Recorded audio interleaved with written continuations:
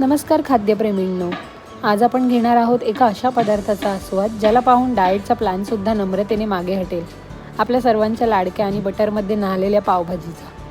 एका उत्तम पदार्थाची सुरुवात होते त्याच्या दर्जेदार घटकांपासून, जसे की बटाटे जे मऊपणाची जाण आणतात, टोमॅटो जे या भाजीला जिवंत करतात, आणि शिमला मिरची जी क्रंच आणि चव दोन्ही वाढवते.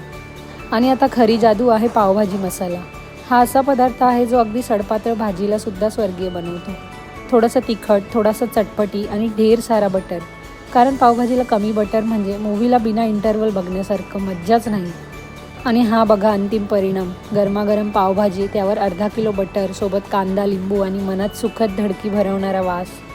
पहिला घास घेतल्यावर जो आनंद मिळतो तो केवळ पावभाजी प्रेमींनाच कळेल.